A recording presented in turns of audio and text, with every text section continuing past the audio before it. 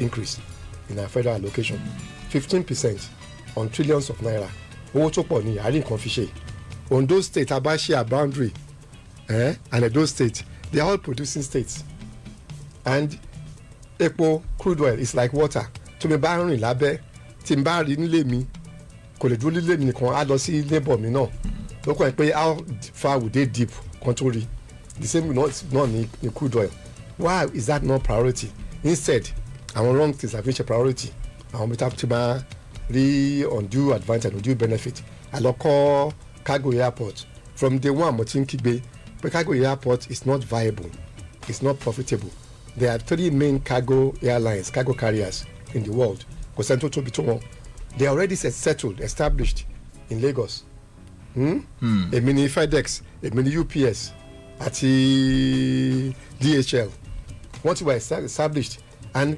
the MM2 MM1 cargo tó ní bẹ̀ airport tó ní bẹ̀ office tó ní bẹ̀ is less than 100 kilometres sí Peru kí lè máa fún wọn tó máa approve gbogbo nǹkan tó ń ṣe ń bẹ̀ láti wá relocate sí Peru what would you give them as advantage kò sí so ìgbà tó ọkọ̀ tó ló ṣe wáyé wọn pé yes wọ́n gbà bẹ́ẹ̀ pé kò wà viable wọ́n wá sọ the international airport even international airport kí ni international airport na border international airport is viable when you can interconnect with other airlines tí n bá fẹ́ lọ sí Dublin tí n bá lọ ní British Airways àbí Airpeace láti Èkó tí n bá dé London Gatwick or London Heathrow airport máa connect with another airline bí o máa lọ sí Dublin Airpeace lọ sí Dublin màá mọ another airline lọ síbẹ̀ tí n bá dé Rẹ́mọ tí mò ń bọ̀ láti Abuja dé Rẹ́mọ pé mo fẹ́ lọ sí Port Harcourt tí n bá dé Port Harcourt kí ni ṣe máa connect sí Port Harcourt láti Rẹ́mọ kò sí another airline bẹ́ẹ̀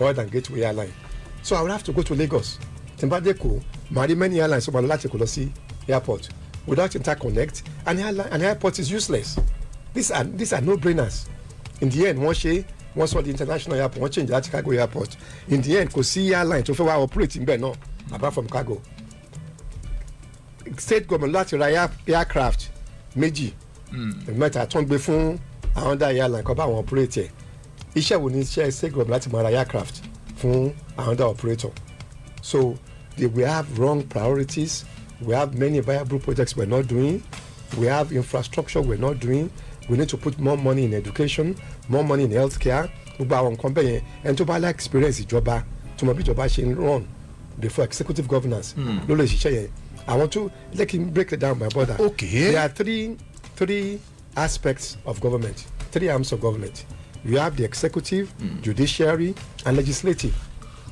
bóyá Ladi need a bit of experience ní executive as commissioner 1 fún whatever situation pẹ̀lú Ogun state but mainly is a house of rep was a former house of rep member.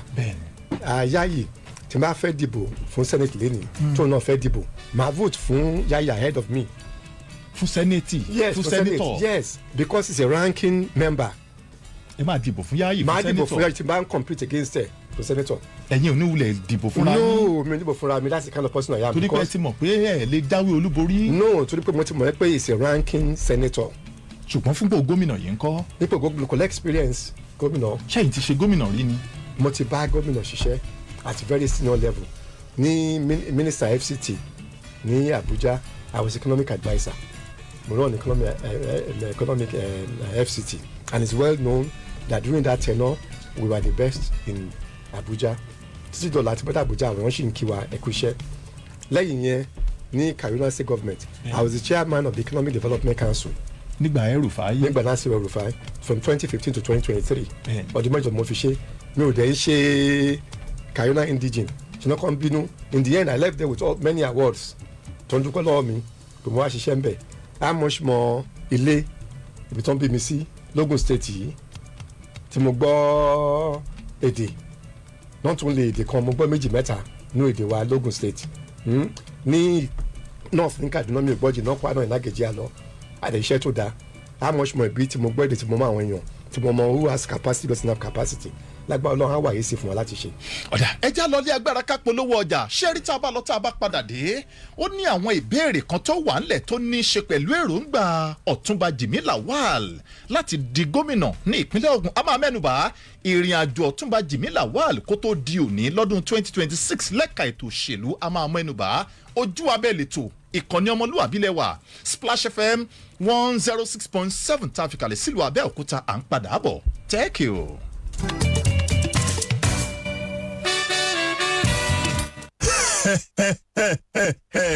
Splash 106.7 FM ìkànnì kẹrìndínláàádọ́fà tó fọ́sùn karù méje àgbáyé rédíò ni. ara ẹ bá mi ká lọ sílé ìtajà òní. gbogbo èèyàn ẹ jẹ́ ká lọ. àjọrò ohun tí mò ń sọ. àwọn tó ti débẹ̀ rí ṣe báwọn ló lè ròyìn pé. iléeṣẹ́ òní òdú ni wọ́n níbi ká tó ń gbèrò ilé tójójúlówó èmi kan ti bá wọn ra kó tún sọ fara ilé mi. ọ̀gá ni wọ́n jẹ́ níbi ká tó ń èlò ilé òní electronics. ṣàpọ̀n ni wọ́n wà lábẹ́ òkúta ládojúkọ post office ibùsọ̀ ajé ojúlówó ni wọ́n ta ẹ ò ní kábàámọ̀ tẹ́ bá bá wọn dòwò pọ̀ plasma tẹlifíṣàn lóríṣiríṣi home theatre tàbí generator air condition ìyẹn náà ò gbẹ̀yìn rárá ó sì jẹ́ pẹ̀sìn náyọ̀ ó pọ̀lọ̀ bíbá òní electronics àwọn máa láṣíwájú òní electronics níbi ká tó ń èlò ilé òní electronics. olówó láyé mọ́.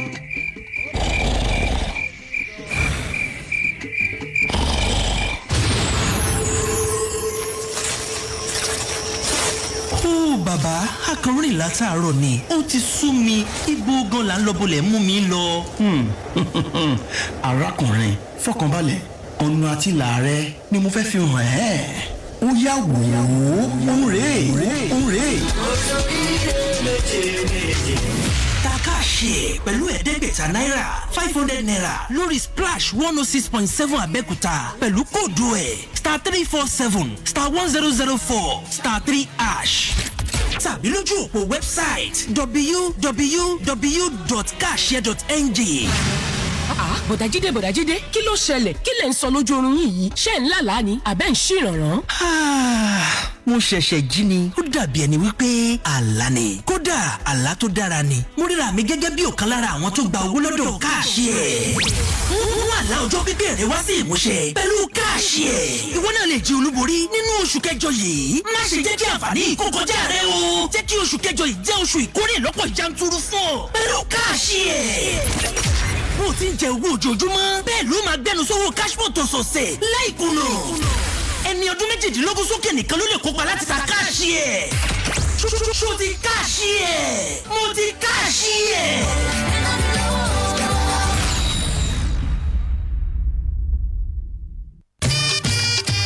ìdákùrẹ́kù iná ti lé ọ̀pọ̀lọpọ̀ àwọn oníbàárà yín dànù. ó ṣe àwùjẹgbà àwùṣẹgbà òyìnbó táwọn oníbàárà fi ń sálọ mọ́ yín lọ́wọ́ torí pé ò ní sólà. ẹ̀yin onílé epo ilé ìtura hospital schools corporate office àti gbogbo àyíká ẹni fẹ́ ṣòwò jèrè lórílẹ̀‐èdè yìí àti kó go solar cornerstone solar nírọ̀rùn go solar pay later ni wọ́n sọ lọ́wọ́ nígboro jẹ́ kí wọ́n bẹ̀ẹ̀ ṣe solar kó o máa sọ díẹ̀ pẹ̀lú cornerstone solar ẹ fọkàn balẹ̀ ẹ̀dínwó lọ́jà wà bíi solar panel solar inverter tubular lithium ion battery solar generator solar freezer solar cctv solar pumping machine solar fan solar street light diesel water àti bẹ́ẹ̀ bẹ́ẹ̀ lọ. with cornerstone solar everything everywhere is solar.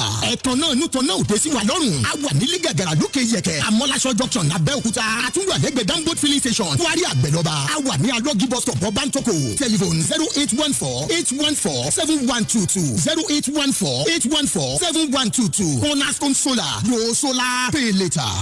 ẹ tẹ́tí sí ìkéde pàtàkì yìí gbogbo àwọn ọmọ ìtorí odò nílé lóko àti lẹ́yìn òdì ń kí gómìnà ìpínlẹ̀ Ògùn ọmọọba Dàpọ̀ Abíọ́dún CON àti aláké ilẹ̀ Ẹ̀gbá ọba Dr. Michael Adédọ̀tun Àrẹ̀mú Gbádébọ̀ òkú kẹ́nù kẹrin fún akitiyan wọn àti pa má lè gbàgbé tí wọ́n kó nípa ayẹyẹ ìgbádé ọba wa aláyélúwà ọba Ibrahim Akọ́láwọlé Akínyẹlé gẹ́gẹ́ bí olú orílẹ̀ ìtorí odò ó ń torí òyòmù ọ̀rùngbá líkì mọ́dẹ tó máa wáyé lọ́jọ́rú Wednesday ọ̀sẹ̀ yìí tí í ṣe ọjọ́ 5 nínú oṣù kẹjọ kẹjọ ọdún yìí ayẹyẹ ìgbádé máa wáyé ní ààfin aláké láàárọ̀ Wednesday nígbà tí gbogbo ètò yòókù máa tẹ̀síwájú ní orílẹ̀ ìtorí odò olówó kò jẹ̀bi via Owódé-Ẹ̀gbá Ogun State. Gbogbo àwọn ọmọ ìtorí odò wá gbà á ládùúrà wípé kádé ó pẹ́ lórí kí bàtà ó pẹ́ lẹ́sẹ̀ káṣẹ́ ó pẹ́ lẹ́nu ọba wa aláyélúwà ọba Ibrahim Akọ́láwọlé Akínyẹlé olú orílẹ̀ ìtorí odò kí ẹṣin ọba ó jẹ kó pẹ́ o àṣẹ.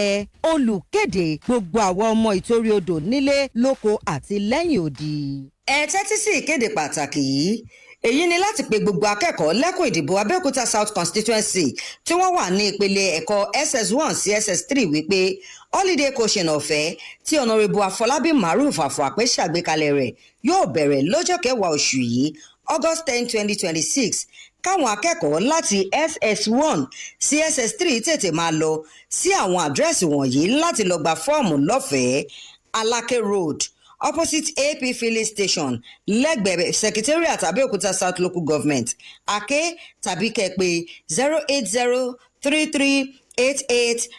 08033885785 tàbí Afo constituency office opposite NUD High School Ìṣàbọ̀ Abẹ́òkúta tàbí kẹ́pẹ́ 08034479529 September 11 ní àǹfààní holiday coaching ọ̀fẹ́ yìí ló máa wá sópin o. Olùkéde Honourable Afọlábí Maruf Afọ̀àpẹ́. tó èyí la fi ń kí gbogbo àwọn èèyàn wa tán wà lórí ìjókòó àkókò ti tó láti gé àkàrà òyìnbó fún ìgbéyàwó tòní. ètò ìgbéyàwó láyé. ẹ jọ̀wọ́ ẹ dúró náà jàre. kí ló ṣẹlẹ̀? kí wọ́n tó so wápọ̀ ǹjẹ́ o rántí bó o ṣèlérí tẹlifíṣàn fún mi fíríjì kan ẹ̀rọ ìfọṣọ kí iṣẹ́ ìléwọ́ máa fọwọ́ fọṣọ nílé ẹ̀ ní 2026. ní tòótọ́. kájà sọ pé o ti rà wọ́n àbí. ta ló tiẹ̀ sọ pé mo gbọ́dọ̀ ra gbogbo àwọn nǹkan yìí lẹ́ẹ̀kan ṣo níbi tí CDK ẹ̀ wà. èwo ló tún jẹ́ CDK ẹ̀ báyìí. bẹ́ẹ̀ ni o CDK ẹ̀ ẹ lè ra fíríjì yín ẹ̀rọ ìfọṣọ àti bẹ́ẹ̀ bẹ́ẹ̀ lọ. ká kúkú wá gbà pé gbogbo àwọn nǹkan wọ̀nyí ti wà nínú ilé rẹ lọ́wọ́lọ́wọ́ bá ti ń sọ̀rọ̀ yìí àbí. láti oṣù tó kọjá ni mo ti ra wọn. olùṣọ́ àgùntàn ẹ so wá pọ̀. pẹ̀lú CDK o lè ra fóònù tẹlifíṣọ̀n ẹ̀rọ amúnáwá tó ń lo agbára ìtànsán òòrùn àga àti ọ̀pọ̀lọpọ̀ àwọn nǹkan mìíràn sanwó díẹ̀ láìsí èlé owó lórí ọjà tó o bá rà lọ́dọ̀ wa. download CDK lórí Play Store àti Apple Store. iléeṣẹ́ wa wà ní Bodney Place kéńtà ọlọ́kọ́ ọjà ìtòkú lẹ́gbẹ̀ẹ́ Access Bank Ṣàpọ̀n nílùú Abẹ́òkúta ẹ lè pè 0707-485-7562. CDK sọ díẹ̀ gbẹ́gbẹ́ ayé ìrọ̀rùn. Splash FM 106.7.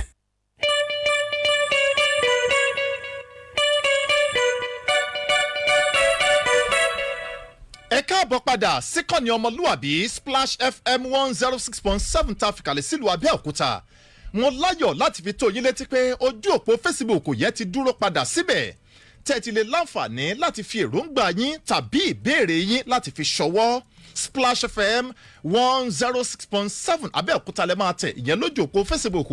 Ohun yòówù tẹ́ bá gbà lérò ìyẹn lójú òpó Facebook àyè wà fún yín láti fi síbẹ̀. Bákan náà láìpẹ́ láì jìnnà a máa ṣí ojú òpó lẹ̀ tí ẹ̀yin ará alẹ́ náà tún máa pè wọlé láti béèrè yíkéyìí béèrè tó bá ń tawọ́ tasẹ̀ nínú yín láti inú ilé torí pé tá a bá ti ṣí ojú òpó lẹ̀ bákan náà làyè tún máa wà fún yín.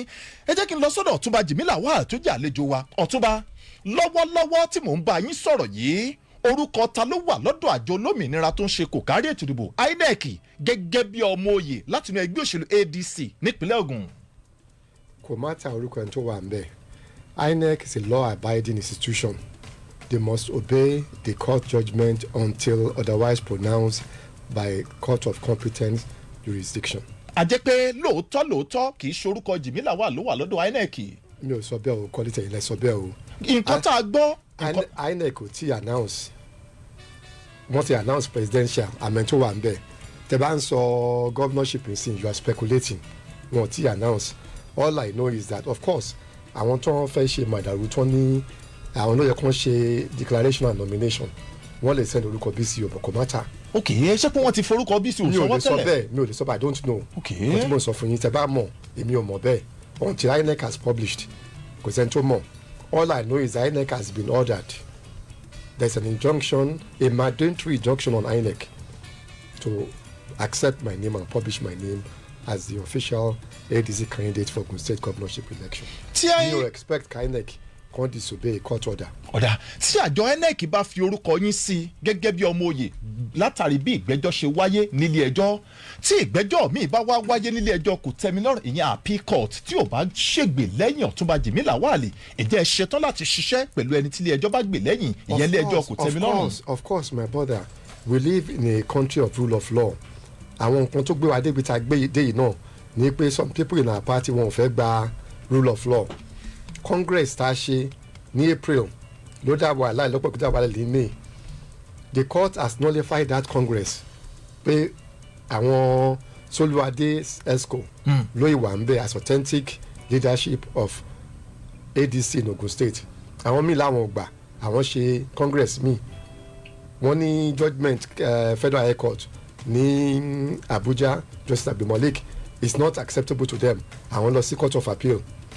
They went to Court of Appeal, they lost with high fine 10-20 million fine being imposed on them. wọ́n tún àwọn lọ Supreme Court wọ́n tún ti gba àbáṣe sọ̀rọ̀ yìí àwọn náà fẹ́ da ẹgbẹ́ rú àwọn dá wàhálà lẹ̀. I am law abiding, I'm also a lawyer, I read law, so I can assure you whatever the outcome by the grace of God I will abide by it. ẹ dẹ̀ máa ṣètò ẹni tí ilé ẹjọ́ bá gbè lẹ́yìn. Absolutely. tó bá jẹ́ BCO ní ńkọ́. That is the way it should be. tó bá jẹ́ BCO ní ńkọ́. mo ti sọ fún yín pé as far as I know based on available public information on experience and competence I don't believe that my brother BCO would serve Ogun State well by going to land on the job. There are people already suffering. There is poverty in the land. There is insecurity in the land. It's not meant for someone to come and land on the job. Someone with experience will get there and hit the ground running from day one. ẹ nígbàgbọ́ pé àbúrò yín BCO lè ṣèjọba rere nípínlẹ̀ Ògùn. My brother, ẹ má jẹ́ ká focus on that. That shouldn't be the issue. Issue lẹ́jẹ̀ ká sọ nǹkan tá a máa ṣe tó máa dá fún Ogun State people, not put someone down. Just talking facts. Ọ̀túnba Jimi Lawal kí ni ìdí pàtàkì tí Ọ̀túnba Jimi Lawal fi sọ pé lọ́dún 2027 torí pé tẹ́ ẹ bá gbàgbé ìgbà àkọ́kọ́ kọ́ rèé tọ́túnba Jimi Lawal máa jáde wípé àwọn fẹ́ ṣe gómìnà nípínlẹ̀ yìí abẹ́ ti gbàgbé ká rán yín létí ni sà. bàbá kí ló ṣe bá gbàgbé. ẹ gbàgbé kí ló dé gangan nísànsán tí Ọ̀túnba Jimi Lawal fi sọ pé àwọn fẹ́ ṣe gómìnà nípínlẹ̀ yìí. At least we have 5 cardinal programs tí mo rí pé láti enjoy no governor has worked on and improved on kí citizens Ogun State kan lè benefit from. àwọn jẹ́ ló jẹ́ ẹ̀dùn ọkàn mi tí kò sí ìyàtọ̀ nú ẹ̀ tí kò sí lọ síwájú nú ẹ̀ tí mo ṣe fẹ́ serve Ogun State. kí ni àkọ́kọ́ and make a difference. àkọ́kọ́ ni the economy. ètò ọrọ̀ ajé ìpínlẹ̀ Ògùn. iṣẹ́ ajé àwọn èèyàn pọ̀ tán níṣẹ́ tẹ̀bí ń pa. kò ń ṣe Ogun State nìkan. Nigeria has become the poverty capital of the world. Number one, it used to be India. At overtake India as poverty capital of the world.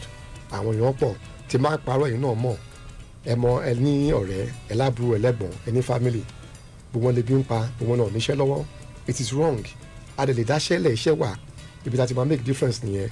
I can assure you the economic blueprint tani ní pé tàbá déjọba lágbára Ọlọ́run every ward Logun State 26 wards must start an economic activity. ọ̀nà wo lẹ fẹ́ gbà ṣe yìí.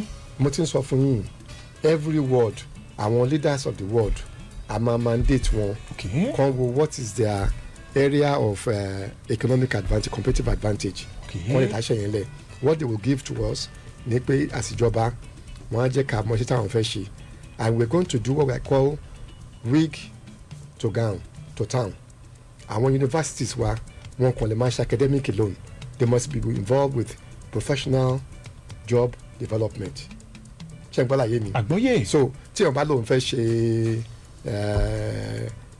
aṣọ òkè àbí àdìrẹ there is no reason why University of Olabisi Olabisi University OU Logun State must not have a research in that area to be able to support àwọn tó wá fẹ́ ṣe àdìrẹ láti make sure pé wọ́n ṣe good quality at competitive price ká lè export ká lè di commercial center before you know it àwọn Chinese máa wá gbà máa wá lọ́wọ́. That is one tangible product. Even consumables like gari Ijebu, where I come from, my brother, the Chinese have started making gari Ijebu and packaging them for sale. Kilo day, because we are not creating such jobs ìjẹ̀bú ti ń ṣe àwọn China lórílẹ̀‐èdè China ti ń ṣe gàrí ìjẹ̀bú. bẹ́ẹ̀ni my brother. gẹ́gẹ́ bí wọ́n ṣe ń ṣe aṣọ China tó jẹ́ tàdírẹ́. precisely tó ń kó wá síbí láti wá tà bá iṣẹ́ jẹ́ tó ń bá tà ń bí at reduced price àwọn tó ń ṣiṣẹ́ yẹn wọ́n ní iṣẹ́ ṣe. So we need to compete, we need to area that like competitive advantage ká support àwọn èèyàn wa kàn ṣiṣẹ́ yẹn. ìyẹn jà kọ́kọ́. so ìjọba láti mú expertise wá from our universities and then capital to máa fi ṣe yẹn and then you hold the people responsible kan create iṣẹ́ tó máa create iṣẹ́ àwọn ará àdúgbò àwọn ará community àwọn ará ward wọn á rí iṣẹ́ ṣe. ó jà kọ́kọ́. èkejì local government and state government must also create economic enterprises. mo ti sọ ti state government fún yín wípé I don't agree with state government kan fi nǹkan tó yẹ ká ṣe lẹ̀ kan má ṣe. ẹ wo many of our abandoned economic activities. The best example is Olokola gas. Olokola gas was in the pipeline for about 15-20 years. And then she abandoned it láti gba Governor Amosun. Going to 10-12 years abandoned. Why? Because the foreign partner British Gas pulled out. That's not acceptable. We must find another partner. Olokola have been there. It's like 80% developed. What they call residential buildings, high-rise buildings. Táwọn èèyàn tó máa ṣe bẹ̀ tó máa gbé over 2,000 units tó máa gbé, and the place is abandoned. It's a ghost town as we speak today. Why should any governor not reactivate that? Mi ò rí answer tí anybody máa fún mi. Ẹ wo Dangote refinery, which is the talk of the world today. Dangote was supposed to start here ní Ogun Waterside. To make life difficult for him and for him to go to Lagos. Now look at how much revenue Dangote is paying Lagos State government with all the staff, thousands of staff. This should have been accruing to Ogun State government. So lọ́bẹ̀ examples pọ̀ ní kọ́ńtà. We must do this stuff and create jobs. Tabade create jobs tó máa tún jẹ́ ẹ̀dọ̀ community. We don't seem to understand the economic cycle, the linkage. Tabá create iṣẹ́, àwọn tó máa ṣiṣẹ́ ń bẹ̀ wọ́n máa san what is called PAYE, pay as you earn. PAYE ní IGR ìjọba, tíjọba bá pa IGR tó dáa wọ́n á lè ṣe more social activities. Àrò fi ṣe títì, àrò fi ṣe education, àrò fi ṣe healthcare. So that's one, economic development. Ìkejì ní human capital development. Human capital yẹn pín sí méjì, education and healthcare. My brother Quality and my listeners, education in Ogun State today, we need to go back to basic. Like that alone, the first bill I want to sign into law as governor is compulsory and free education law of Ogun State. Kí ni mo mean by that? Wọ́n ti ṣe àti ṣe free education nígbà Chief Awolowo. Ètò ẹ̀kọ́ ọ̀fẹ́. Ìjẹ́ ètò ẹ̀kọ́ ọ̀fẹ́ láti for Western region tí ó jẹ́ benefit àwa àti some of you guys know. But in saying for me, not only must we have free, it must be compulsory. Ó mean pé any child between the ages of 5 and 18, okay, tó máa fi wọ college àbí university àbí tertiary education, must go to school. Mi ò ní gbà kí ọmọ age 5-18 kó má lọ sí iléèwé. So it must be compulsory. Tàbá ọmọ between that age tó ń gbé ọjà tó ń tà, a máa fọlọ́pàá mú àwọn òbí ẹ̀ ní ọmọ ẹ̀ láti lọ sí school because it is free and it's compulsory. So you have no excuse. Tá a bá ṣe bẹ́ẹ̀, à ń build àwọn Boko Haram ọ̀la sílẹ̀ nìyẹn. Boko Haram tó bẹ̀rẹ̀ ní north east of Nigeria, kí ló ń ṣe wọ́n ní education is haram. How can education be haram? Education is a cure to all kinds of diseases. Education is the gateway to escape from poverty into civilized society, into economic prosperity. So every government has a duty to educate every child that's in the particular state. Èmi rí pé duty ìjọba ni wọ́n á ní ó sì o ìjọba ò ní owó láti fi ṣe ẹ má dá wọn lóhùn. If you think education is expensive, try computing the cost of ignorance and tell me the difference. The same thing in healthcare, the second leg of human capital development. Healthcare is non-existent. We will have a functioning primary healthcare center in every ward in Ogun State. I need one already, perhaps in all the wards in Ogun State, but they're not functioning. For it to be functional, you must provide power 24/7. Power Tama provide is solar power. Money lemi, how much more primary health care center ìjọba. ṣé gbogbo àwọn ìjọba ìbílẹ̀ tó ń bẹ nípínlẹ̀ Ògùn lè máa pèsè ìtànsán òòrùn ìyẹn solar sí. absolutely ní ibẹ̀ ni wọ́n máa ní primary health care center so that wọ́n á ṣiṣẹ́ 24/7 kò sí kó bóyá tó bá di alẹ́ tó bá di òru àwọn nurses midwife wọn ò ríṣẹ́ ṣe wọ́n ní kò sí ná wọ́n máa lọ́lé meanwhile lórí yẹn làwọn pregnant women tó fẹ́ wá bímọ tó máa wá bímọ that's why we are having one of the highest infant mortality rate in the world as well as pregnant women tó ń kú àwọn leaders wa wọn ò kíá ọlọ́run dẹ̀ máa bèèrè lọ́wọ́ wọn àyìn tí ó yẹ kó kú tó bá wà as a leader in the society tó ń bá kú ìwọ ló máa dájọ́ níjọ́ àgbéǹde. So I'm afraid of God. I have fear of God in me. I want to be sure that we provide proper, adequate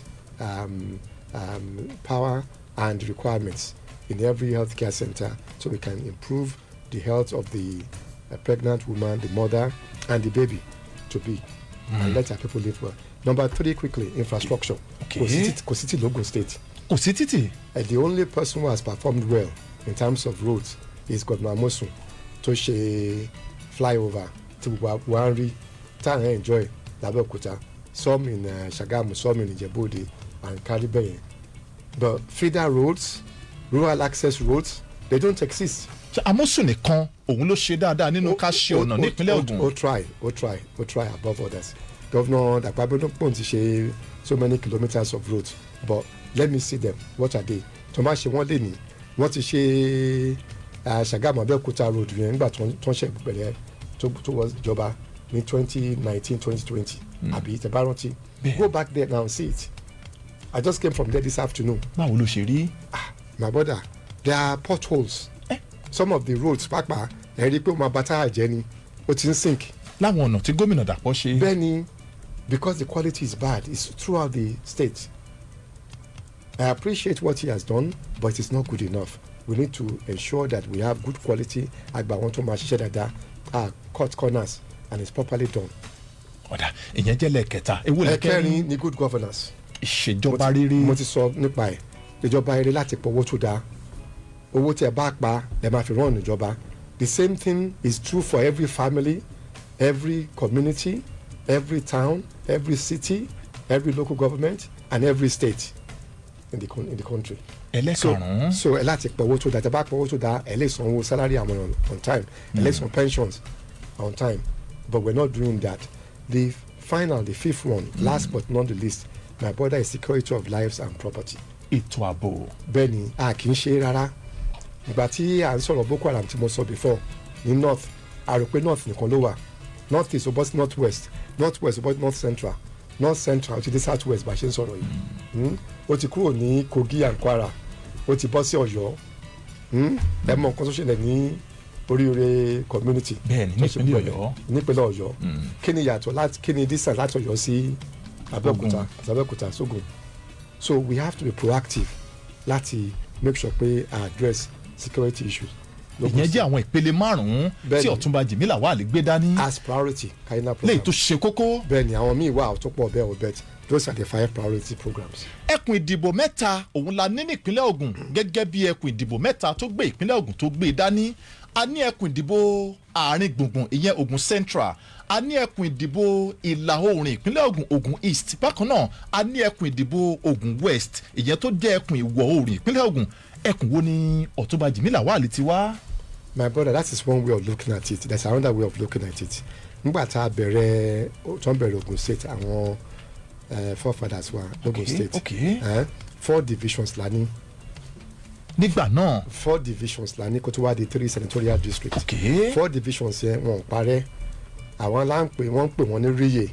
Èmi kọ́ ni mo gbé ríyè lẹ̀ ó ti wà ń bẹ̀. Ó ti wà tipẹ́. Rẹ́mọ R I Ìjẹ̀bú Y Yewa E Ẹ̀gbá ríyè. Bá ṣe bí pé ká ṣe máa tòjọba nìyẹn ibi tẹ́ ń lọ nìyẹn. Ṣùgbọ́n lọ́wọ́lọ́wọ́ báyìí ìgbà tá a kọ́kọ́ bẹ̀rẹ̀ mẹ́rin la bẹ̀rẹ̀ ṣùgbọ́n lọ́wọ́lọ́wọ́ bá ẹkùn ìdìbò mẹ́ta òun lòfin dámọ̀ lórílẹ̀‐èdè Nàìjíríà. Òfin ò dámọ̀ ibi tí gómìnà láti wá my brother kò sí àní zoning lófin wa it's not in our constitution má lófin dámọ̀ ṣùgbọ́n ẹkùn ìdìbò mẹ́ta la ní nípínlẹ̀ Ògùn. àlẹ́ òfin ò ní you must have zoning doesn't exist in. no mi ti ẹ sọ̀rọ̀ nípa zoning mò ń sọ̀rọ̀ nípa ẹkùn ìdìbò senatorial district tá a ní nípínlẹ̀ Ògùn mẹ́ta ni.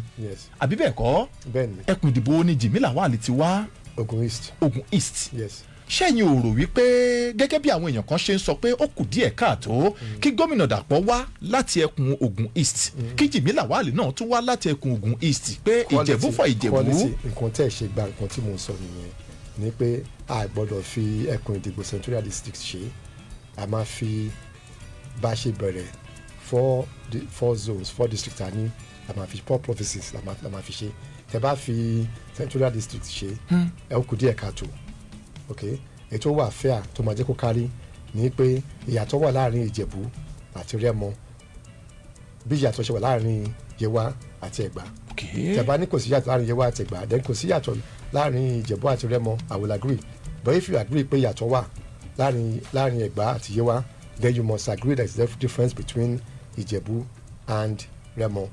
The Ìjẹ̀bús are feeling cheated wọ́n feel pé kò dá nǹkan tó ń ṣẹlẹ̀ láti 1999 tó ti padà sí democracy tá a wà yìí Ìjẹ̀bú ò ṣe last time tí Ìjẹ̀bú ṣe 1976 50 years ago quality ẹni tó dẹ̀ ṣe níjẹ̀bú náà gọ́vnà Chief Bísí Ọ̀nàbànjọ kò parí 2 times 1 time nìkan ló ṣe Ìjẹ̀bú dẹ̀ ju Yewa lọ so ó yẹ kí Ìjẹ̀bú ṣe kó parí ẹ̀ ká tó wá sọ pé sure Yewa ò ti ṣe kí Yewa tó wá ṣe bó ṣe máa jẹ́ ẹ̀tọ́ nìyẹn láti tó. àjẹ́ pé sáà tí Bísí Ọ̀nàbànjọ ò parí òun lẹ́yìn fẹ́ parí lákòókò yìí. mi ò sọ bẹ́ẹ̀ o mo kàn sọ fún yín pé tá a bá fẹ́ fairness those things must be taken into account a gbọ́dọ̀ ignore wọn ká máa sọ pé ẹkùn ìdìbò mẹ́ta the Ìjẹ̀bús are advocating for Ìjẹ̀bú state they are advocating for fairness and I believe that these are just feelings that must not be buried. èròǹgbà lásán báwo èèyàn ṣe ń rò lásán ni. bẹ́ẹ̀ ni pé they must be addressed. nígbà tá a gbé fọ́tò yín síta gẹ́gẹ́ bí àlejò wa lórí ètò Ojú Abẹ nírọ̀lẹ́ òní àwọn èèyàn kan ní ó dàbí ẹni pé eré orí ìtàgé òun ni Ọ̀túnba Jimi Lawal ń ṣe o a béèrè lọ́wọ́ wọn pé kí ló dé tán fi sọ bẹ́ẹ̀ wọ́n ní pé tá a bá lé àwọn olùdíje tó wà lọ́wọ́ iwájú kan lẹ̀ bíi sẹ́nitọ̀ Solomon Ọlámilékan Adéọlá Yáyì tó bá wà ńlẹ̀ ní ẹgbẹ́ òṣèlú APC tí wọ́n bá lé Honourable Ládipúpọ̀ Adébútú tọ́pọ̀lọpọ̀ èèyàn mọ̀ sí Làdó nínú ẹgbẹ́ òṣèlú PDP tán bá lé kalẹ̀ wọ́n ní ẹ sọ fún Jimi Lawal pé eré orí ìtàgé ló ń ṣe ẹgbọ́n ṣe lóòótọ́ ni. àbọ̀dà ilẹ̀ sọ̀rọ̀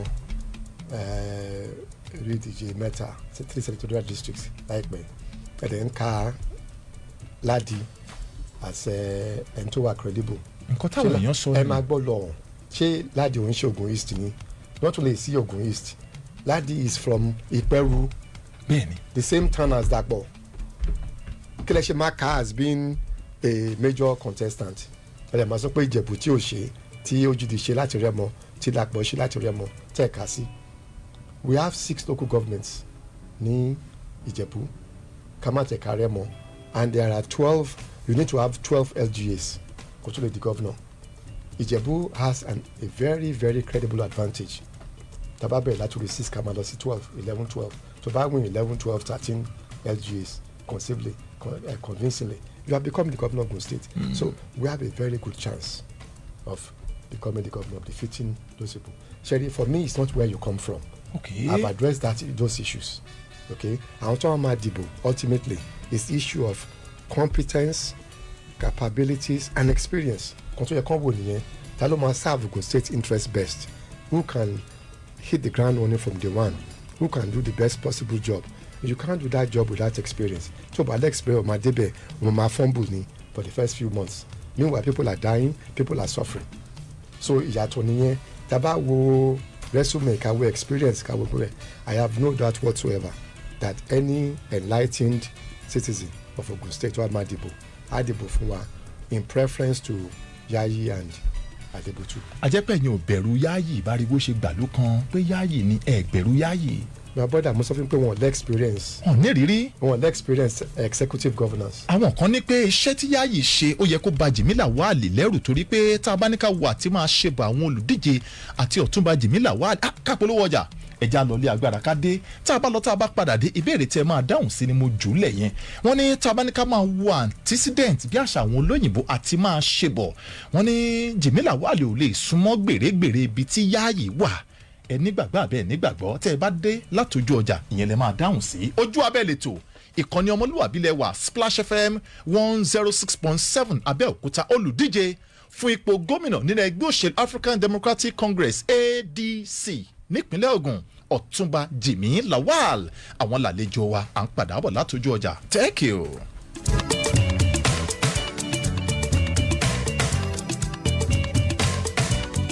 Splash FM 106.7. látọdún 1976 olúwa ló bọ̀ electrical electronics ìjọba electronics ní gbòòrò ayé táwọn olólùfẹ́ electronics gidi sí pé kábíyèsí o olúwa ló bọ́ tún pé ẹgbà yíyẹ̀wò ẹ̀yin cooperative society ẹgbẹ́ alájẹsẹ́kù àtẹ̀yìn asset finance house ẹ̀yìn ọgbọ́ fàyè láti ṣe olúwa ló gbọ́ mú wá fún wa ẹ̀yin cooperative society ẹ máa wá forúkọ sílẹ̀ pẹ̀lú wa o kẹ́ ẹ lè jẹ nínú bìtìbìtì àǹfààní tó wà lẹ̀ yìí gbogbo owó jọ wà níyọ̀tọ̀ mi pẹ̀lú àwọn electronics tí kálukú ti pò gbẹ fún ilé wọn fẹ́yìn ìgbìmọ̀ cooperative office àti péjọpọ̀ ìpàdé ọlọ́dọọdún yìí AGM àtúnyàtọ̀ lọ́dún yìí olúwa ló gbọ́ ló tó ń ṣe bẹ́ẹ̀ ìforúkọsílẹ̀ ti ń lọ lọ́wọ́ báyìí o ọjọ́ kẹẹ̀ẹ́dọ́gbọ̀n oṣù kejìlá December 25 láǹfààní yóò wá sópin àwọn ohun èlò iná lóríṣiríṣi bíi coleman cable switches socket home theatre smart TV soundbar MP3 players air conditioner inverter freezer refrigerators washing machine gas cookers microwaves imported executive office tables and chairs àti bẹ́ẹ̀ bẹ́ẹ̀ lọ ẹ kàn sí wa lónìí nílé gàgàrà olúwa ló gbọ́ building 30 Shokenu road lẹ́gbẹ̀ẹ́ Polaris bank Ṣàpọ̀n Abẹ́òkúta àti ní 7 Agoko street opposite Ọ̀ṣilẹ̀ palace Ṣàpọ̀n Abẹ́òkúta ẹ máa pè 08030844749. Adétún kú oríire o gbogbo ẹ̀yin ará Abẹ́òkúta àti agbègbè rẹ̀. AB multimedia ti mú ohun tuntun wọ̀ náà. Àǹfààní ńlá rèé fún gbogbo ènìyàn pàápàá àwọn akẹ́kọ̀ọ́ àti òṣìṣẹ́ láti mọ̀ nípa AI video and image generation, photography, cinematography, digital marketing, graphic design àti YouTube monetization. Jímásùn àní o jímásùn sẹ́. Make money legitimately online. Prepare yourself for the future. Learn AI digital skills at AB Multimedia AI and Digital Academy. Summer training and weekend classes are also available. Fún àlàyé lẹ́kùnrẹ́rẹ́ ẹ kàn sí AB Multimedia lórí ẹ̀rọ ìbánisọ̀rọ̀ 0906-719-9616 tàbí kẹ́ ẹ lọ sí ọ́fíìsì wọn ní Abiola Way Abẹ́òkúta adjacent CGWC lẹ́yìn Madobi TV Foods. Don't miss this opportunity of equipping yourself with the most relevant digital knowledge. AB Multimedia, home of digital excellence. I see the money coming. Country people, the 8th month of the year don't land one. And now the month of plenty money. Yes. Let this August be your season of harvest for cashier. Season where you go pack money tire left, right, center. Money go dey enter your hand. You go dey wonder say wetin happen. Daily payment, steady weekly cash pot, everything on point. Oh yeah, now my people, join the community of winners this August as you go dey play cashier, and of course as you go dey wait till that special call we go tell you say you don cash out.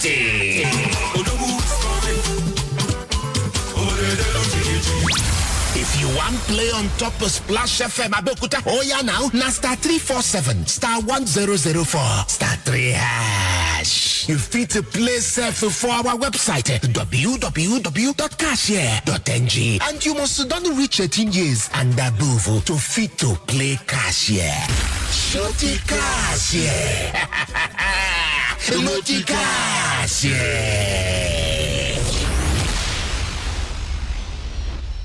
ẹ tẹ́tí sí ìkéde pàtàkì yìí gbogbo àwọn ọmọ ìtorí odò nílé lóko àti lẹ́yìn òdì ń kí gómìnà ìpínlẹ̀ Ògùn ọmọọba Dàpọ̀ Abíọ́dún CON àti aláké ilẹ̀ Ẹ̀gbá ọba Dr. Michael Adédọ̀tun Àrẹ̀mú Gbádébọ̀ òkú kẹ́nù kẹrin fún akitiyan wọn àti pa má lè gbàgbé tí wọ́n kó nípa ayẹyẹ ìgbádé ọba wa aláyélúwà ọba Ibrahim Akọ́láwọlé Akínyẹlé gẹ́gẹ́ bí olú orílẹ̀ ìtorí odò ó ń torí òyòmù ọ̀rùngbá líkì mọ́dẹ tó máa wáyé lọ́jọ́rú Wednesday ọ̀sẹ̀ yìí tí í ṣe ọjọ́ 5 nínú oṣù kẹjọ kẹjọ ọdún yìí ayẹyẹ ìgbádé máa wáyé ní ààfin aláké láàárọ̀ Wednesday nígbà tí gbogbo ètò yòókù máa tẹ̀síwájú ní orílẹ̀ ìtorí odò olówó kò jẹ̀bi via Owódé-Ẹ̀gbá Ogun State. Gbogbo àwọn ọmọ ìtorí odò wá gbà á ládùúrà wípé kádé ó pẹ́ lórí kí bàtà ó pẹ́ lẹ́sẹ̀ káṣẹ́ ó pẹ́ lẹ́nu ọba wa aláyélúwà ọba Ibrahim Akọ́láwọlé Akínyẹlé olú orílẹ̀ ìtorí odò kí ẹṣin ọba ó jẹ kó pẹ́ o àṣẹ.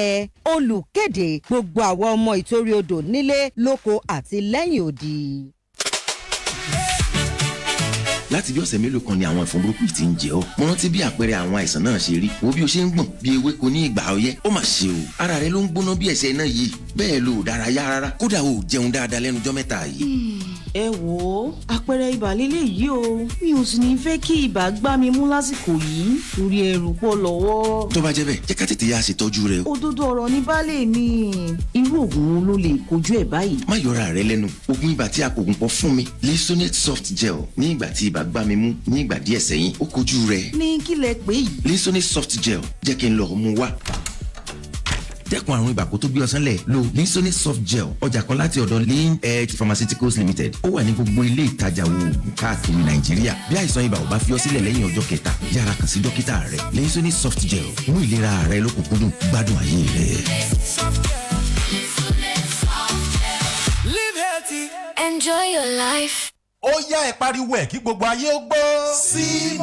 C-More orúkọ tó pọ̀ létí. C-More nílé ìta fóònù tí wọ́n ti ń ta onírúurú ojúlówó ẹ̀rọ ìbánisọ̀rọ̀. àwọn tó fẹ́ ra fóònù tó máa lálòpẹ́ ẹ̀yin gẹ́ béèrè wò. ẹ̀yin tẹ́ ẹ fẹ́ ra ojúlówó ẹ̀rọ ìbánisọ̀rọ̀ tẹ́ẹ̀sì fẹ́ kẹ́nìkan kan ó pọn ìrọ́léwé fún yín. ilé ìta fóònù C-More ní kẹ́ ẹ máa tètè bọ̀. kò wá sírú fóònù tó dáa tẹ́yìn ń fẹ́ tí ò sí ní C-More. Tecno, Infinix, Itel, Samsung, Redmi, Oppo, Realme.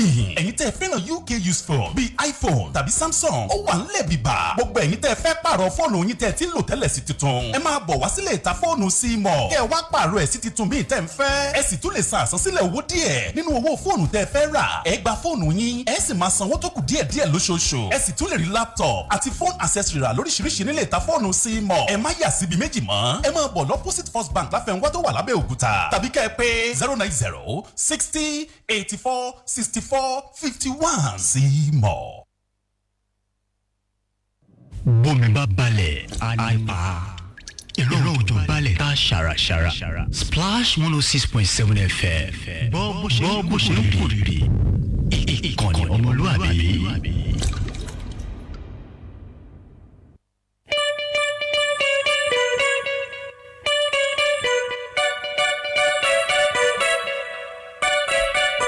ẹ káàbọ̀ padà síkànnì ọmọlúwàbí Splash FM 106.7 tá a fi kalẹ̀ sílùú Abẹ́òkúta abala tó kẹ́yìn rèé tá a fi máa ṣí ojú òpó lẹ̀ tẹ̀yìn aráalé fi máa pè wọlé lórí ètò ojú abẹ́ Otunba Jimi Lawal ìbéèrè tí mo béèrè kó tó di pé a lọ polówó ọjà mo ní pé àwọn kan ní tá a bá ní ká máa wo àti máa ṣe bọ̀ tí ọ̀pọ̀lọpọ̀ àwọn olùdíje tí wọ́n ti ń ṣe bọ̀ ní ìpínlẹ̀ Ògùn àti ipa tí wọ́n ti là lára àwọn olùgbé nípínlẹ̀ yìí wípé ó yẹ kí ẹ̀rù máa bọ̀ Otunba Jimi Lawal nípa àti máa ṣe bọ̀ sẹ́nitọ̀ Ọlámilékan Adéọlá Yáàyì torí pé kò fẹ́ẹ̀ sí ẹkùn ìdìbò kan nípínlẹ̀ Ògùn tí wọn ò tí ì rọ́wọ́ Yáàyì ẹ̀gbọ́n ṣe lóòótọ́ ni.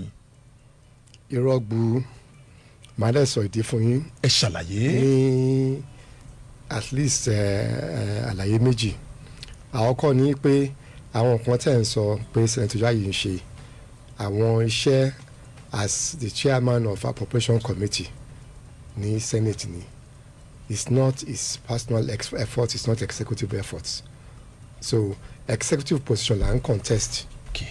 okay mo sọ fún yín pé tí wọ́n pé senate mo fẹ́ lọ tí Yáàyì náà gbàgbé ẹgbẹ́ senate máa dìbò fún because it's in our state's interest to have a ranking senator to continue in office kó lè bá rí a good committee like approach committee to my chair to máa mú àǹfààní wá sí ìpínlẹ̀ Ògùn. That's in the good interest, and I commend him for those things, but those are not the yardsticks for evaluating performance of a governor or a governor to be. The yardstick should be experience, should be competence, should be capacity, not pé a rí budget pad pé a máa ṣe títì báyìí a máa ṣe street light báyìí a máa ṣe Ake Palace a máa ṣe Awùjalẹ̀ Palace. No, wrong criterion of measurement. The right criteria must be your experience, your capacity to be a governor of a state, not senate. ní ẹ̀ẹ̀kan nígbà tẹ́ ẹ̀ ń sọ̀rọ̀ nípa ìrírí yín gẹ́gẹ́ bí olùdíje ẹ ṣàlàyé pé ẹ̀yin lẹ ní ìrírí jù láàrin gbogbo àwọn tó wà ńlẹ̀ tó fẹ́ díje dupò gómìnà nípínlẹ̀ Ògùn lọ́dún 2027 àbí bẹ́ẹ̀ kọ́ lẹ wí. Not only that, my brother, it's these are kì í tún ṣèyẹn nìkan. Publicly available information. Ẹ wo resume wa, ẹ wo biodata wa, ẹ wo experience wa in executive governance. I keep repeating, not legislative, not judiciary, and then you form your opinion. Ìkejì ni look at our programs, cardinal programs. What are we going to do for people in Ogun State?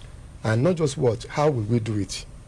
Báwo lẹ ṣe fẹ́ ṣe é? Precisely. That's when you will know someone who has experience who can make it happen from someone who doesn't have, who will get there and start firmly.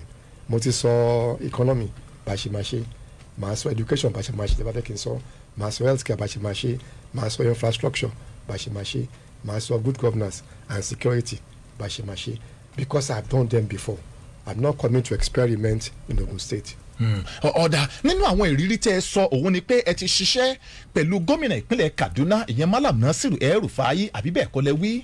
Lẹ́yìn ọ̀rẹ́yìn náà ni ọ̀rọ̀ kan jáde wípé Malam Nasiru El-Rufai àtẹ̀yìn pé màgòmágó kan wà nígbà tí El-Rufai fi jẹ́ gómìnà nípínlẹ̀ Kaduna wípé yìí náà dẹ̀ lọ́wọ́ ń bẹ̀. Ṣé gbọ́ sí ọ̀rọ̀ náà tó tiẹ̀ padà délé ẹjọ́ tó lẹ́yìn náà fojú hàn níwájú ilé ẹjọ́ nígbà náà. My brother quality kò sí ẹni tó wà ní Nàìjíríà àti abroad tó mọ̀ ẹ́ pé political persecution ni Nasiru El-Rufai and I and a few others are going through.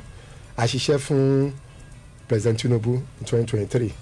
A dẹ̀ rí pé ibi tí wọ́n ń lọ kò ń ṣe nǹkan tó jẹ́ interest Nigerians pé àgbà ibi tí wọ́n ń lọ. Níbi tí Tinubu ń lọ. Bẹ́ẹ̀ni, that's why we want a change. Okay. That's why I'm in ADC with former Vice President Atiku Abubakar. That's why Tinubu fi dìbò fún wọn lágbára Ọlọ́run, because Nigerians are suffering under President Tinubu. So therefore, those of us who are against President Tinubu must be persecuted. Nǹkan tó ń ṣẹlẹ̀ nìyẹn. A jẹ́ pé ọ̀rọ̀ pé 60 kìíní kan million tí ó pòórá ọ̀rọ̀ òṣèlú ni àbí. My brother, jẹ́ kí n ṣàlàyé ẹ̀ fún yín. Ẹ ṣàlàyé. You don't have to believe me, just go and check the documents. Wọ́n ní èmi mo conspire pẹ̀lú àwọn èèyàn méjì kan. Bẹ́ẹ̀ lẹ̀ tí àpò pọ̀. Láti jí 65 million naira. Kí ni 65 million naira? Mo ní ọkọ̀ méjì mẹ́ta, each one ó ju 65 million naira lọ. My own personal vehicles, number one. Number two, àwọn tó ní mo bá ṣe collusion, former accountant general of the state and former director of finance. Accountant general, yes, I know him, but the finance director, I've never met him in my life until but one charge was in court. How do you collude with somebody tó mọ̀ rí tó bá pàdé rí? It's not possible. Títí tó la wọn ò fún wa ní particulars of the crime ta commit, so the judge kept adjourning. So no problem. Àwọn tó ń sùn wá láìsí náà wọ́n sọ fún mi lójú mi pé the case is not about being convinced that I'm guilty. It's just to charge me to court and waste my time and money. Ṣé ICPC officer ló sọ bẹ́ẹ̀? Bẹ́ẹ̀ni sọ bẹ́ẹ̀ fún mi. Kí ló kó ń tọ̀hún ná? Akérèdé àbá quality lórúkọ ẹ̀. Bẹ́ẹ̀ orúkọ tèmi nìyẹn. Kí ló kọ ẹni tó sọ fún yín? Kí ló kọ ẹni tó sọ fún yín pé ẹ jẹ̀bi ẹ̀sùn lórúkọ ẹ̀ náà jẹ́ quality. Ní ICPC. Bẹ́ẹ̀ni. L'Abuja àbí tìlú wo? Ẹgbẹ́ ICPC wa ni wọ́n pa ICPC wa lógún sí Abuja, yes. Abuja. Bẹ́ẹ̀ni. Tó ń jẹ́ quality. Bẹ́ẹ̀ni. Tó sọ pé wọ́n lè jẹ̀bi ẹ̀sùn yẹn wọ́n kàn fẹ́ rò fún yín ni. Wọ́n sọ pé ìkan tó ní káwọn wá ṣe làwọn wá ṣe pé kí n lọ prove ara mi ní court. Ọ̀dà ní nǹkan àyà àjẹta a gbọ́ pé àwọn èèyàn kan darapọ̀ mọ́ ẹgbẹ́ òṣèlú APC. Bákan náà níwádìí fìdí ẹ̀ múlẹ̀ wípé àwọn ọmọlẹ́yìn Otunba Jimi Lawal làwọn tó kúrò ní ADC tí wọ́n darapọ̀ mọ́ APC yìí tí wọ́n láwọn ń lọ sọ́dọ̀ Yayi. Kí ló dé táwọn èèyàn yìí fi yín lẹ̀? False again, my brother call it. Irọ́ tún ni. Irọ́ ni, it's the other way round. Àwọn tó ń bá BCO ṣe ní lókùkù àtìgbẹ̀tiwa àwọn bíi 5-6 ni wọ́n lọ sí APC. Okay. Àti mọ̀ bẹ́ẹ̀ pé wọ́n lẹ́sẹ̀ ńlẹ̀. So ṣe sọ statement state chairman and the deputy chairman tó wà ní charge of tó ti issue pé kò sí nǹkan tó jọ pé structure APC move. Wọ́n rí pé Yayi lówó wọ́n fẹ́ gbowó. It's Christmas in August wọ́n fẹ́ ṣe wọ́n fi lọ ṣe nǹkan tó ń ṣe. And in the end they will fail. Wọ́n fẹ́ gbowó kérésì. Owó Christmas in August. That's what's going on. There's nothing else to it. Otherwise, if you believe in the party, tẹ́ bá believe nínú ẹgbẹ́ tàjọ ń ṣiṣẹ́ tàjọ ń ṣe wàhálà you've heard me several times ẹ jẹ́ kájọ wá bá ṣe máa dàpọ̀ parapọ̀ láti defeat opposition ṣé gbọ́n yẹn lè máa kúrò pẹ́ lọ sọ́dọ̀ the main ruling party ẹ ṣe ti lọ láti enjoy so good luck to them but they've not gone with the structure of ADC kí wọ́n láwọn lọ pẹ̀lú structure ADC wọ́n ń parọ́ ni àwọn náà lọ àwọn 5-6 náà lọ fúnra wọn tó lọ gba owó good luck to them lágbára Ọlọ́run àwọn adélẹ̀ lè lórí wọ́n á dẹ̀ regret nǹkan tó ń ṣe good luck to them ẹ̀kọ́ máa dá ba orúkọ ẹgbẹ́ ADC jẹ́ torí pé wọ́n lọ jẹun bí tó ń lọ. ọ̀dà ẹ jẹ́ ká máa ṣe lálàáfíà bọ̀ ká máa mú àwọn ìpè tòun ti àwọn ìbéèrè lọ́lọ́kun òjọ̀kan tí ẹ̀yin ará alẹ́ tẹ́ ẹ ní fún àlejò wa àwọn ìbéèrè táwa náà ní a máa fi bọ̀ ọ́ lọ́kọ̀ọ̀kan èjèèjì nọ́mbà ẹyọ kan tó já sílé agbára ń bí ọ̀nà kejì òun lójú òpó Facebook tẹ́ ti lè kàn sí wa nọ́mbà yẹn rèé 081 74 44 1067 081 74 441067 ìyẹn ni nọ́mbà ẹyọ kan dondo tó já sílé agbára ń bí ojú òpó kejì lójú òpó Facebook Splash FM 106.7 Abẹ́òkúta ẹja wẹni àkọ́kọ́ tó wà lórí ìpè ẹ kúrọ̀lẹ́ o. ẹ kúrọ̀lẹ́ Mr Quality. orúkọ yín àti ibi tí ẹ ti pè wọlé. orúkọ tèmi ni ọ̀gbẹ́ni Ahmed mo ń pè láti Abẹ́òkúta ń bí báyìí. kí ni ìbéèrè yín sà. Ọ̀túnba Jimi Lawal akínyìn sà o. ẹ ṣeun. ṣẹ́ẹ̀rì inú mi dùn fún gbólóhùn kan tẹ́ ẹ sọ lẹ́ẹ̀kan yẹn ṣẹ́ get me èmi ò ṣe lóṣèlú omi ìdẹ̀jẹ́ ó yáyì gan mi ìjẹ́wọ́ ẹ̀ kọ́ bọ̀ kò fún mi rí sọ̀rọ̀ mi yẹn ṣùgbọ́n inú mi dùn fún statement kan tẹ́ ẹ sọ pé ẹni pé ẹ comment ẹ̀ fún nǹkan tó ń ṣe yẹn ṣẹ́ get me sí ipe tó bá yẹ pé senate ló fẹ́ lọ fún ẹ̀yin gan á dìbò fún ṣẹ́ get inú mi dùn sí ni ṣẹ́ẹ̀rì òṣèlú ò ní pé ká dijú o ká dẹ̀ máa kárí nǹkan tí èèyàn ṣe báyìí ọmọ ìlú yìí ti jẹ Abẹ́òkúta ó ti jẹ president ìlú yìí rí àrípatọ́ kó nínú títí ìlú tí wọ́n ṣe bó ṣe rí sọ̀rọ̀ mi èso orin tẹ́lẹ̀ ọ̀gbẹ́ni yìí ń ṣe yìí káàkì torí èèyàn ló lọ bẹ̀ tí ò mú nǹkan kan bọ̀ rárá ṣẹ́gẹ̀tì tó káàkì wọn káyìn wọn ṣùgbọ́n ọ̀gá tẹ́mi kàn fẹ́ kẹ́ ẹ ṣe ni pé tó bá wá jẹ́ pé wọ́n kéde gọ́vnọ̀ tó bá jẹ́ nǹkan lẹ̀ wọlé sọ̀rọ̀ mi yé ẹ congratulate ẹni yẹn ṣẹ́gẹ̀tì mi sìn mo rí pẹ́yìn òṣèlú ẹ̀tanú ṣẹ́gẹ̀tì mi sìn bàbá gbogbo wa náà la mọ ohun tó ń ṣẹlẹ̀ sọ̀rọ̀ mi yé onídìíká tí ó ṣe máa fẹ́ kọ́ tọ́nà fúnra wa ṣẹ́gẹ́tì mo kí yín mo kọ́mẹ́ǹdì yẹn ẹ ṣe dáadáa. ẹ ṣeun adúpẹ́ tẹ́ ẹ fọ̀rọ̀gbọ́rọ̀ pẹ̀lú wa lójú òpó Facebook ẹ lè fi èròǹgbà yín ṣọwọ́ bákan náà tẹ́ bá pè tí ò bá wọlé ẹlòmíì tún ti wà ń bí àbí ká máa ṣe lọ́la fi bọ̀ ẹ kúrọ̀lẹ́ o. ẹ kúrọ̀lẹ́. orúkọ yín àti ibi tẹ́ ẹ ti pè tòun ti béèrè yín sà. láti ìdí àbá. kí ni ìbéèrè yín. mo fẹ́ fi kún nǹkan tí wọ́n ti sọ ni. ọ̀dà bóyá kẹ́ ẹ pè wá tẹ́ ẹ bá ti ní ìbéèrè ẹ já gbẹ́ni tó ní ìbéèrè torí pé ọjọ́ yìí ò pọ̀ ẹni tó bá ní ìbéèrè ní pàtàkì jùlọ èyí tán ti sọ ẹ jẹ́ kán fi ilẹ̀ bẹ́ẹ̀ torí pé ìjọba àkókò yìí ò sí ní apá ọ̀dọ̀ wa ń bí la ṣe ní ká ṣe pápápá àtàwọn tó bá fẹ́ mú ìbéèrè wá ẹ̀lú ẹ kúrọ̀ lẹ́ńbì. hello. ẹ kúrọ̀lẹ́ o. ẹ kúrọ̀lẹ́ sà orúkọ yín àti ibi tẹ́ ẹ ti pè wọlé. Alhaji Quality orúkọ tèmi ni Táyé Tápà ọ̀bẹ̀rẹ̀pà bàbá Farida láti ìlú Abẹ́òkúta ẹ jọ mo kí Ọ̀túnba Jimi Lawal púpọ̀ wọn kú òun látàárọ̀ òun yóò ní gbẹ o lágbára Ọlọ́run á ní tó máa ṣe tó máa da Ọlọ́run á kú gbé. ìbéèrè yín sà kí ni ìbéèrè yín bàbá Táyé Tápà. ìbéèrè tí mo fẹ́ bí wọ́n ní pé láti ẹ̀kọ́ tó ti ń sọ̀rọ̀ gbogbo program kan ní láti ṣe fún ìpínlẹ̀ Ògùn nǹkan tó dá mi ṣùgbọ́n nípa ọ̀rọ̀ àwọn fiscal challenge àwọn àkàndá wọn ò sọ nǹkan kan ṣé àwọn tó ń jẹ́ àkàndá ṣé wọn ń ṣe ènìyàn ní ìpínlẹ̀ Ògùn ni ètò olówó fún wọn ẹ sọ táwọn ọ̀dọ́ ẹ ṣe ẹgbẹ́tẹ̀ pé tí àkàndá ṣé ẹ fẹ́ ṣẹ́ nìkan fáwọn ni àwọn kan wà lásán ní àdúgbò ẹ ṣe. ṣùgbọ́n adúpẹ́ ìbéèrè nìyí o Ọ̀túnba Jimi Lawal wọ́n ní àwọn àkàndá ẹ̀dá physically challenged people. ó wà ń bẹ̀ my brother ẹ jẹ́ kí n kọ́ sọ ti ẹni tó kọ́kọ́ sọ̀rọ̀ tí kò ń ṣe ìbéèrè pé ṣé tí any other of the contestants bá wọlé lógún ṣiṣẹ́ máa congratulate wọn of course I will and it goes both ways káwọn náà pàpà náà máa congratulate mi.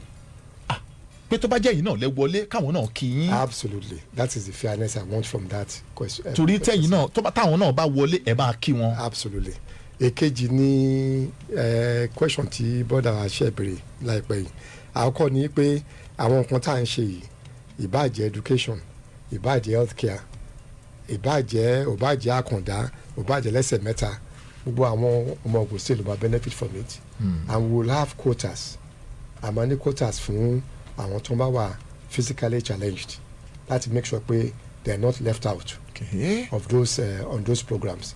So in fact á ju àwọn àkàndá lọ my brother outside the 5 program jẹ́ kí n fún example kan àwọn kan tá a máa kọ́kọ́ ṣe tá a bá wọlé mo ti sọ nípa ti education law fún yín ní pé as far as I know as far as I'm concerned in Ogun State I don't want to hear about indigenes and non-indigenes kò sí kò tó jọ bẹ́ẹ̀ tá a bá ti jẹ́ Nigerians when you are a Nigerian once you live in Ogun State you pay your taxes you are entitled to be given all the social amenities and benefits coming from the government of the state where you live, where you reside.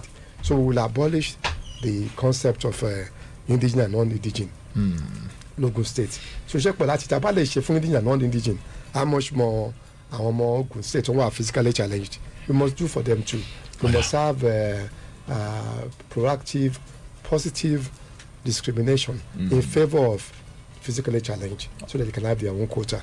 ọ̀dà ẹja wá sójú òpó Facebook ká máa ṣe lọ́la fíbọ̀ lójú òpó Facebook Olúṣẹ́gun àwọn ní àwọn ò gbà pẹ̀lú ọ̀rọ̀ tí Ọ̀túnba Jimi Lawal tí wọ́n sọ wípé wọ́n kàn gbé ẹjọ́ kan kalẹ̀ láti fi tako ìṣèjọba Malam Nasiru El-Rufai nípa ọ̀rọ̀ owó ìyẹn mílíọ̀nù lọ́nà 550 tí wọ́n ń sọ tó dẹ̀ padà délé ẹjọ́ wọn lójú wòye tàwọn tó bá jẹ́ pé ààrẹ Bọ́lá Tinubu ó fún Malam Nasiru El-Rufai ní mínísítà lórílẹ̀‐èdè Nàìjíríà ni ó ṣeéṣe kí wàhálà má ṣẹlẹ̀ torí pé lóòótọ́ ọ̀rọ̀ pé El-Rufai ṣiṣẹ́ fún Tinubu 2023 tí ó dẹ̀ wá padà fún ní mínísítà ló dá wàhálà alẹ̀ ẹgbọ́n ṣe lóòótọ́ ni kì í ṣe pé quality tẹ́ ẹ sọ ó parọ́. my brother àwọn èèyàn ń sọ nǹkan tó ń mọ̀ ń pa ẹ̀ kàfílẹ̀ fọlọ́run bọ̀ máa sọ pé ìrọ́gbù ni President Tinubu fún Nasiru El-Rufai ní mínísítà ìgbà tó ń fẹ́ change terms and conditions Nasiru El-Rufai gave conditions for being a minister kò fẹ́ ṣiṣẹ́ yẹn rárá gbogbo ayé ló mọ̀ nígbà tí President Tinubu wá sí Kaduna tó wà lórí stage pé mi ò ní kúrò lórí stage the video is all over the world to see tí Nasiru bá gbà pé òun lọ parí PhD òun máa dúró láti bá mi ṣiṣẹ́ ní Abuja Nasiru dẹ́gbà gbà tó sọ pé wọ́n á fún ní cabinet báyìí power ó ní power ò lè dá ṣiṣẹ́ kí wọ́n fi ṣe Ministry of Energy pé wọ́n sọ fún mi mo wà ń bẹ̀ ni Ministry of Energy mi pé power must be combined with gas láti ní input. President dẹ́gbà further down the road President nominated him he went through Senate clearing and he was cleared. wọ́n bá fẹ́ change condition yẹn wọ́n ṣe ní wọ́n ní case against him. When you are told to take a bow it means you have been cleared. You cannot come back again and say that you have a case to answer pé kò security clearance. It's not true.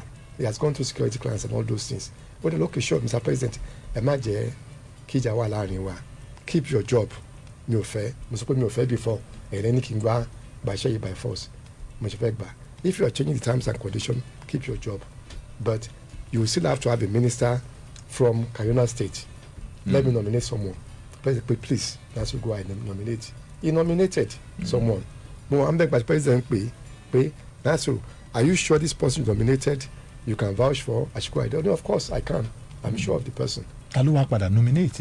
In the end the president even left that person and went for somebody else. wọn ò tún padà mẹ́ni tí Rufai fún no for somebody else and all that time there were no charges there were no arrests until ta bẹ̀rẹ̀ sí ní ṣe ADC ní arrest dey ní charges dey tí charges bá wà my brother títí dọ̀la kò sọ bẹ́ẹ̀ tó sọ pé bí kọ́bọ̀ ṣe wọ àkáǹtì mi àbá àkáǹtì Nasiru El-Rufai àwọn olùmútọ́ mú tó náà wà corrupt wọ́n á gbé property wọn jáde wọ́n á gbé àkáǹtì tó wọn jáde bó wọ́n ṣe wọlé nobody has shown how £1 of government entered my account or entered Nasiru El-Rufai's account tẹ bá rántí nígbà tó wọ́n arrest February 16th òun ló padà sí Nàìjíríà voluntarily láti lọ rí EFCC and ICPC okay for 90 days lẹ́yìn tó dé wọn charge ẹ for anything wọn kàn detain ẹ ni but when dem ma charge they've charged him on at least 5 different charges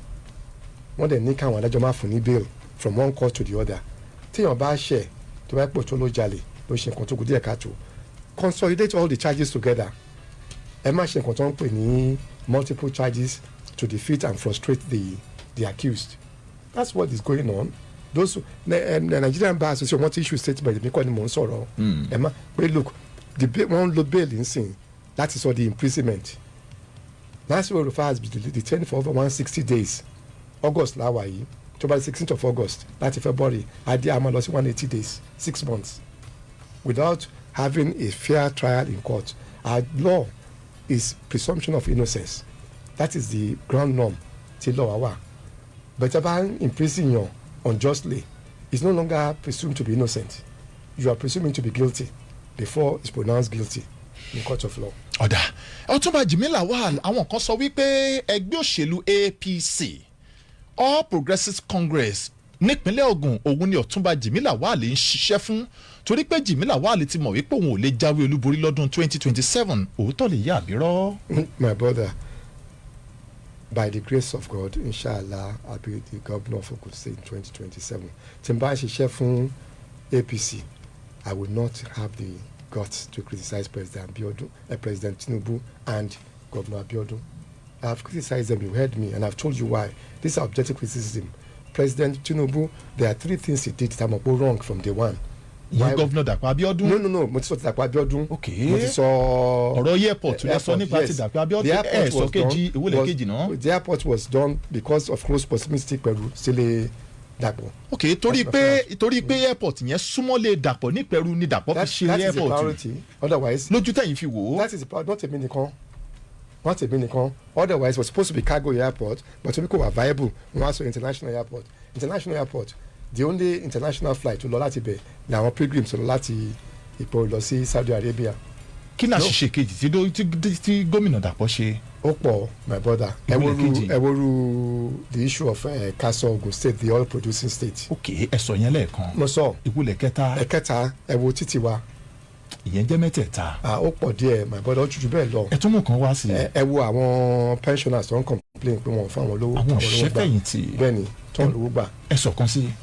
Ìkan sí ní security ó ti ń bẹ̀rẹ̀ l'Ogun State kò kàn tí ì dé ti oríire ni, and if you are not proactive about it adé ibi ti oríire tó máa kidnap àwọn èèyàn. Kidnapping going already, cultism ti wà l'Ogun State pẹ́. The government is not doing enough to curb it and curtail it. Nípínlẹ̀ Ògùn. Meanwhile, the governor is the chief security officer of the state. Nílùú Àbújá ńkọ́ ọ̀nà wo ni Tinubu fi ṣègbà tí ò fi ṣèjọba dáadáa ní Nàìjíríà? Àbọ̀dà ọ̀pọ̀ díẹ̀. Ìwọ làkọ́kọ́ Tinubu. Àkọ́ ni pé Nàìjíríà ti di poverty capital of the world. Àárín gbùngbùn àgbáyé tí ìṣẹ́ àtòṣì tó ti pọ̀ jù. Absolutely. It used to be India. India's population is 1.3, 1.4 billion. Wọ́n ní over 100 and something million with abject poverty. Want to reduce it to 70 million. Tiwa láti be 50-60 million at lọ sí 90 something million people. At overtake India with abject poverty ní Nigeria. So it's not just statistics. You can see the reasons. Njọ́ tí President Tinubu máa wọlé, if you can remember, May 29, 2023, when he said there is no more subsidy. Subsidy removal is laudable. We are for it and push for it all the time. I commend the president for doing it, but you don't remove subsidy and not help those who are disadvantaged from it. And to worse off. That is why poverty has increased astronomically. And not what to be not only poverty, hunger, more ló ń jẹjẹ, wọ́n pọ̀, ẹ mọ̀ wọ́n ẹ̀mí kọ́ ni máa sọ, àwọn tó ń ríṣẹ́ ṣe, wọ́n pọ̀ Nigeria. And these are those who are now fueling insecurity. Ìyẹn ló fi lọ sí ẹlẹ́ẹ̀kejì tó jẹ́ ètò ààbò tí ò dúró rí. Absolutely. Ìkẹta, my brother, foreign exchange. It's okay to regulate foreign exchange, but Nigeria depends on imports. The bar remove foreign exchange subsidy. Again, what are you going to do to ensure that prices do not skyrocket? Inflation will make things unavoidable for people. It is double jeopardy for all Nigerians, not just the affluent, but the burden, the incidence of it, are more pronounced on the poor. We want to lose okay. But what's your fuel subsidy? The transport cost, which was okay. I want to gbé iṣu wá, to gbé tomatoes wá, soja, want to increase it. My brother, mo like plantain. It's my favorite food. Me, they like go too ripe. I go with my daughter to go and buy it. I don't buy more than 4 or 6 at a time. Kí madam wá sọ pé kò sí plantain làwọn ṣe favourite food mi I go and buy it those 4 plantain ti máa ń rà ní 1,000 naira ìgbà tí mo bá dábàá mi lọ early this year tí mo fún ní 1,000 mo ní sá mo ní kí ló dé mo ní 4,000 ní sá mo ní kí ló ń ṣe ẹ́ níyì kò yẹ máa jẹ́ 4,000. pé ọ̀gẹ̀dẹ̀ ẹgbẹ̀rún kan ó ti dẹ ẹgbẹ̀rún mẹ́rin. 4 pieces 1,000 each ẹ lọ wo lọ́jà mi lọ fúnra mi rí ni mo láti bọ́ọ̀lẹ̀ pé I trust him kí lọ́ọ́ bẹ̀ lọ́wọ́ madam tó ta plantain fún wa oníṣà olówó ọkọ̀ ni àwọn òun rí gbà pápá láti sọ owó yẹn 4,000 naira mi ò mọ̀ tó yẹn tó tọwọ́ ẹgbàá tó tà tí mo sọ màá ní kó mo change kó padà fún ẹni mi ò ló máa lè ra plantain 4,000 naira 4 pieces láti jẹ. ọ̀dà ẹja wá sójú òpó Facebook ká máa ṣe lálàfi bọ̀ ok bẹ́bẹ́ àlíyà wọ́n ní ọdún 2023 wọ́n lé Ọ̀túnba Jimi Lawal pé ṣiṣẹ́ fún ok wọ́n lè wà nínú PDP ṣùgbọ́n ẹ ṣiṣẹ́ fún Tinubu wọ́n ní báyìí ẹ ti wà nínú ADC ẹ dẹ̀ fẹ́ ṣiṣẹ́ fún Àtíkù Abubakar wọ́n ní kí ló mú àmì ìdánilójú wá pé ṣùgbọ́n pé lẹ́yìn ọ̀rẹ́yìn ẹ̀ tún ní ṣiṣẹ́ fún Tinubu lọ́dún 2027. My brother mo ti sọ bí ìyà ṣe ń jẹ average Nigerians this is their principles these are policy issues tí kò dáa tí president Tinubu ń ṣe mi ò tún sọ̀rọ̀ nípa corruption the level of corruption in Nigeria today is unprecedented and suffer under President Tinubu and it's not don't take my words for it these are World Bank and IMF statements pé 40% of our revenue tax revenue generated for the federation is disappearing kò ń wọ budget wa it's never this bad there are some good aspects of Tinubu's government I'm not want to not to see something good. okay ẹ rí àwọn tó dáa nínú ìṣèjọba ẹ. Of course there are a couple of examples but the ones that are negative the ones that are bad Nigerian citizens are suffering and those are my concerns. èwo ló pọ̀ jù nínú méjèèjì ṣé èyí tó dáa ló pọ̀ jù àbí èyí tó burú ló pọ̀ jù. of course èyí tó burú ló pọ̀ jù otherwise mi ò ní kò lè APC màá wà ń bẹ òun ló pọ̀ jù burú ló pọ̀ jù ẹ láti bẹ̀ lọ́wọ́ ní average Nigerian on the street. kí ló fún yín lámì ìdánilójú pé Àtíkù máa jáwé olúborí lọ́dún 2027. my brother mark my words the north is the majority of voters register in Nigeria the suffering of the northerners is more than those of us here in the south once they have had enough. pé àwọn apá àríwá ló ń dìbò jù ní 2023 Àtíkù díje dupò nínú ẹgbẹ́ òṣèlú PDP Tinubu nà án mọ́lé nínú ẹgbẹ́ òṣèlú APC ṣérú ẹ̀ tún ní ìṣẹ̀lẹ̀ ní 2027. my brother kò possible. but ó possible in 2023. 2023 kò ṣẹlẹ̀ pé àwọn northern governors tó ní determination tó support Tinubu wọn ò lè ṣe é sìn. wọn ò lè ṣe ìpínlẹ̀ mẹ́rin àwọn ò ní gbà. ìpínlẹ̀ mẹ́rin 36 states òun la ní lórílẹ̀‐èdè Nàìjíríà nínú 36 states mẹ́rìndínlógójì yìí mẹ́ẹ̀mọ́kànléníọgbọ̀n 31 òun lẹ́gbẹ́ òṣèlú APC ń darí ẹ̀ ṣé yẹn kò fún yín ní ìpòrúurú ọkàn wípé ó dàbí ẹni pé kò lè ṣojú inú fún ADC àti Àtíkù Abubakar. my brother quality ẹgbọ́n kan tí mo sọ fún yín. kò sí ìpínlẹ̀ kan tí ADC ń darí ẹ̀ Nàìjíríà lọ́wọ́lọ́wọ́ yìí o. quality ẹgbọ́n kan tí mo sọ fún yín àwọn gómìnà sẹ́ǹkà yẹn 31 tẹ́ǹkà yẹn wọn ò lè jáde 19 of them ní north wọn ò lè jáde pé àwọn fẹ́ dìbò fún Tinubu. wọn ò lè jáde. wọn ò lè sọ pé àwọn èèyàn nígbà ọmọ ìjòkúta fún wọn níbi tí ọ̀rọ̀ ń lọ nìyẹn. ṣùgbọ́n APC ni wọ́n ṣe APC ni wọ́n. àwọn èèyàn gbà àwọn ilé APC ti sọ́fà àwọn enough wọn gbà ó máa tó débí náà. ok wọ́n kàn jẹ́ APC lójú inú ọ̀tọ̀. wọ́n máa tó débí náà ṣé dẹ́mọ́ mo wà ní wọ́n wà lẹ́ ń wí yẹn. mi ò sọ bẹ́ẹ̀ wọ́n máa jáde pé àwọn ò ṣe APC wọ́n dẹ̀ ti bẹ̀rẹ̀ lórí ẹ̀ already. ẹ wo Catholic bishops in last week. bẹ́ẹ̀ni ọpẹ́ pàtàkì lọ. president ti lo bishops ní 2020 láti campaign fake bishops real bishops dem wọ́n dẹ̀ ń bá wọn jà lẹ́nu wọ́n condemn wọn. ọpẹ́ pàtàkì lọ́wọ́ Ọ̀túnba Jimi Lawal. èmi kọ́ ni mo sọ bẹ́ẹ̀ o àwọn náà sọ bẹ́ẹ̀ o. adúpẹ́ pàtàkì lọ́wọ́ yín tí ẹ darapọ̀ mọ́ lórí ètò. ṣé tí àǹfààní bá wà láti gbé ẹ̀yin tí ẹ fẹ́ díje dupò gómìnà wá ìyẹn fún debate ìfọ̀rọ̀wérọ̀ láàrin ẹ̀yin tí ẹ fẹ́ díje dupò gómìnà nípínlẹ̀ Ògùn ṣé Jimi Lawal máa wá. bàbá àwọn náà ní wà èmi ní ìdí ẹ. ẹ̀yin máa wá. èmi ní ìdí ẹ. tí Yayi bá jókòó tí Lado jókòó ṣé Jimi Lawal yóò jókòó. lálẹ́ àbọ̀là èmi ní ìdí àwọn náà. lálẹ́ ìsọ̀la. I'm ready àwọn náà ní wá mark my words take it down kẹfún mi date. ọ̀dà a máa kàn sí ìgbà fún announcement you give me more time. ọ̀dà ọpẹ́ pàtàkì lọ́wọ́ gbogbo ẹ̀yin olólùfẹ́ so ẹ má jẹ́ ká sọ gómìnà bí tí yàn ti wá ẹ jẹ́ ká sọ kí lóluwẹ̀ ẹ máa ṣe láti improve Ogun State. ẹ ṣeun àdúpẹ́ alàgbà Austin tó jẹ́ amúgbálẹ́gbẹ̀ẹ́ pàtàkì sí Ọ̀túnba Jimi Lawal ọpẹ́ pàtàkì lọ́wọ́ yín. bákan náà ẹni tó jẹ́ olórí àwọn obìnrin ìyẹn nínú ẹgbẹ́ òṣèlú ADC nípínlẹ̀ yìí arábìnrin Olúwafúnmiláyọ̀ Ìrédé Ọ̀gíní àwọn náà wà pẹ̀lú Ọ̀túnba Jimi Lawal. Mr Quality lórúkọ tèmi. gbogbo ẹ̀yin olólùfẹ́ wa ẹ nígbàgbọ́ wípé léde Nàìjíríà yìí ti wá ní o ẹ̀dẹ̀ ṣa apá àtìyìn náà níbi yóò tẹ́ bá wà láti má jẹ́ kó bàjẹ́ níbi yóò tẹ́ bá wà. Thank you.